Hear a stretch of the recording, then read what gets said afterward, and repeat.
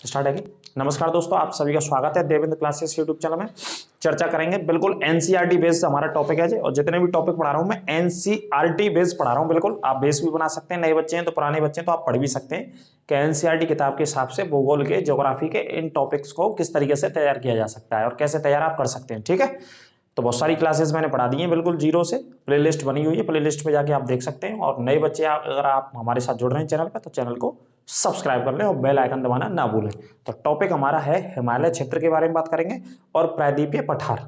दोनों अपनी अपनी जगह काफी लाख वर्ष पहले इनका निर्माण हुआ था, है ना। और निर्माण होने की अपनी अपनी इनकी थ्योरी है, सिद्धांत है। तैतीस सागर पढ़ते हैं, तैतीस सागर या प्लेट टेक्टोनिक थ्योरी की वजह से किसका निर्माण हुआ है, हिमालय का निर्माण हुआ है। और ज्वालामुखी के निर्माण की वजह से, ज्वालामुखी फटने की वजह से प्रायद्वीपीय पठार का निर्माण हुआ है। किसका निर्माण हुआ है, प्रायद्वीपीय पठार का। तो दोनों में अंतर समझते हैं जो कई बार एग्जाम्स में आते हैं। तो आपको प्रायद्वीपीय पठार या हिमालय क्षेत्र पढ़ने से पहले यह समझना होगा कि दोनों में मूलभूत अंतर क्या है ना, और कौन से एग्जाम में आ सकते हैं। तो वो देखिए, एक एक करके अंत तक बने रहें क्लास में। तो ये मैंने लिख रखे हैं आपके लिए वैसे बोर्ड पर। तो हिमालय क्षेत्र के बारे में चर्चा करेंगे इस पॉइंट में। तो देखिए, हिमालय पर्वत जो है वो कैसा है, नवीन वलत पर्वत का उदाहरण है। ये बहुत बार क्वेश्चन पूछा गया है, लिख लेना इसे। इंग्लिश में बोलते हैं यंग फोल्ड माउंटेन, नवीन वलित।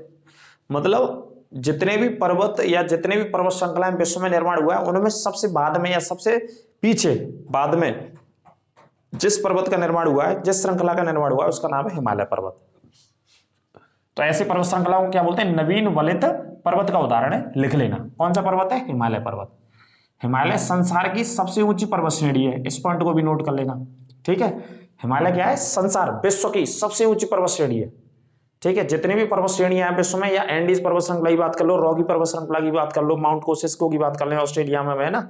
और यूरोप में भी बात कर लें एल्बरस की। इन सारी चोटियों में सबसे ऊंची पर्वत श्रृंखला कौन सी है, हमारी हिमालय पर्वत श्रृंखला है।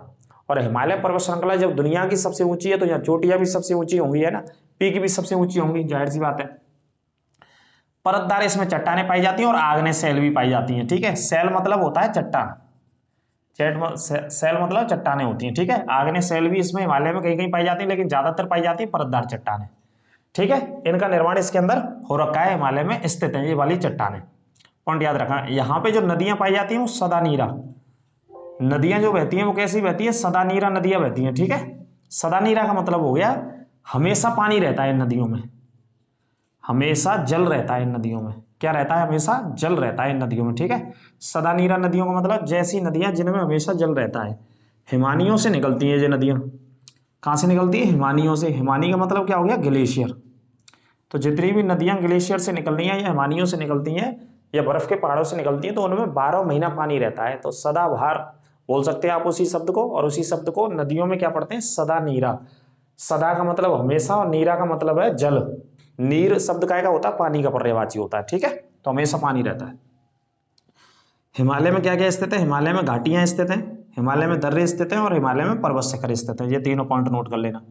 ठीक है, घाटियां भी हैं, बहुत खूबसूरत घाटियां हैं, जैसे श्रीनगर वे घाटी में स्थित है। ठीक है, और इसके अलावा जैसे गुलमर्ग की बात करें हम, है ना, सोनमर्ग की बात करें हमें। ठीक है, और बहुत सारी जगह कश्मीर के अंदर दर्रे हैं बहुत सारे, जैसे जोजिला। ठीक है, जोजिला दर्रा आपने सुना ही होगा, बहुत प्रसिद्ध दर्रा है जो एशिया की सबसे लंबी सुरंग बनाई जा रही है इस दर्रे को काट करके, जोजिले दर्रे को काट करके। ठीक है, जयलपला दर्रा भी है। अब ये पर्वत शिखर स्थित है यहाँ पे। आगे बात करते हैं K2, कंचनजंगा, नंदा देवी और नामचौबारुआ। ये सब कहाँ पे स्थित है, हिमालय का हिस्सा है। ये सबसे ऊंची चोटियां और कहाँ पे स्थित है, हिमालय में। K2 भारत की सबसे ऊंची चोटी है। कौन से देश की है, भारत की सबसे ऊंची चोटी कौन सी है, K2। कंचनजंगा कौन से राज्य की सबसे ऊंची चोटी है, सिक्किम की सबसे ऊंची चोटी है। ठीक है, नंदा देवी कौन से राज्य में पड़ती है, उत्तराखंड में पड़ती है भाई साहब। उत्तराखंड अरुणाचल प्रदेश में कौन सी पड़ती है, नामचौबारुआ। अरुणाचल प्रदेश की सबसे ऊंची चोटी नामचौबारुआ, बिल्कुल, है ना। यहाँ से यू टर्न लेती है नदी, एक नामचौबारुआ के पास से एक नदी है, वो यू टर्न लेती है जिसका नाम है ब्रह्मपुत्र। यहीं से यू टर्न लेते हुए भारत में प्रवेश करती है अरुणाचल प्रदेश में। उससे पहले वो तिब्बत के पठार में बहती है। तो ये हिमालय की कुछ कंडीशंस हो गई हिमालय पर्वत के बारे में, जो बिल्कुल एनसीईआरटी बेस मैंने आपको पॉइंट लिखे हुए हैं। ठीक है, एनसीईआरटी से पढ़ोगे तो कभी कोई भी पॉइंट, कोई भी मुद्दा आपका गलत नहीं होगा। अब अंतर समझ लेते हैं पठार के बारे में। ये क्या, पठार, प्रायद्वीपीय पठार की बात कर रहे हैं। प्रायद्वीपीय पठार मतलब दक्षिण भारत का पठार। और क्या कह सकते हैं इसे आप, दक्षिण भारत का पठार। प्रायद्वीपीय का मतलब होता है ऐसा क्षेत्र जिसकी सीमाएं तीनों ओर से किससे लगी हो, सागर से लगी हो, ठीक है। ऐसे क्षेत्र को प्रायद्वीपीय पठार बोलते हैं। जैसे भारत के एक हिस्से में बंगाल की खाड़ी है, पूर्वी हिस्से में, भारत के पश्चिमी हिस्से में अरब सागर है और भारत के दक्षिण में हिंद महासागर है। तो भारत को क्या बोल सकते हैं, भारत के दक्षिण हिस्से को प्रायद्वीपीय पठार। तो समझते हैं, भारतीय उपमहाद्वीप का सबसे प्राचीन पठार है ये। भारतीय उपमहाद्वीप का, जो भारत स्थित है, भारत के अड़ोसी पड़ोसी देश भी स्थित हैं, उन सारे देशों को मिलाकर के उपमहाद्वीप पढ़ लेते हैं। उनमें सबसे पुराना पठार जो है वो कौन सा है, प्रायद्वीपीय पठार है, ठीक है। कौन सा पठार, प्रायद्वीपीय पठार। और इसी पठार को क्या बोलते हैं, दक्कन का पठार भी बोलते हैं, दक्कन का पठार भी बोलते हैं, लिख लेना ये भी, प्रायद्वीपीय पठार को दक्कन का पठार, है ना। आगे, कठोर आग्नेय शैलों से बना हुआ है। ये कैसी शैलों से, आग्नेय शैलों से, ठीक है। हालांकि आग्नेय शैलों का यहाँ पे भी उल्लेख है और इधर भी है। आग्नेय शैलों से बना हुआ, आग्नेय का मतलब अग्नि से है, ठीक है, और अग्नि का मतलब यहाँ है ज्वालामुखी से। ज्वालामुखी के फटने की वजह से जो चट्टानों का निर्माण हुआ, उनसे इस पठार का निर्माण हुआ, ठीक है। ये वाला पॉइंट अच्छे से याद रखिएगा, इस पठार का निर्माण होता है। इसमें बहुत सारे क्या शामिल है, पठार शामिल है बहुत सारे दक्कन के पठार में। जैसे एक तो मैं आपको बता ही रहा हूँ कौन सा पठार है, दक्कन का पठार है। एक तो दक्कन का पठार है, इसमें एक कार्बी एंगलोंग का पठार पढ़ सकते हैं आप, कार्बी एंगलोंग का पठार, ठीक है। दंडकारण्य का पठार पढ़ सकते हैं आप, ठीक है जी, दंडकारण्य का पठार। ये सारे पठार किसके अंतर्गत आते हैं, ये प्रायद्वीपीय पठार के अंतर्गत आते हैं, ठीक है। कार्बी एंगलोंग असम में स्थित है, दंडकारण्य छत्तीसगढ़ में स्थित है, और दक्कन का पठार पूरे दक्षिण भारत को। आकृति कैसी है इसकी, त्रिभुजाकार है, जैसे त्रिभुज बनाते हैं उसी हिसाब से इसकी आकृति है, ठीक है।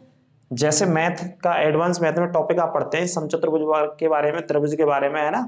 तो त्रिभुज जैसा होता है, ट्रायंगल जैसा होता है, उसी प्रकार से इसकी आकृति है। तो ये आकृति भी कई बार पूछी है कि शेप कैसी है इसकी, त्रिभुजाकार।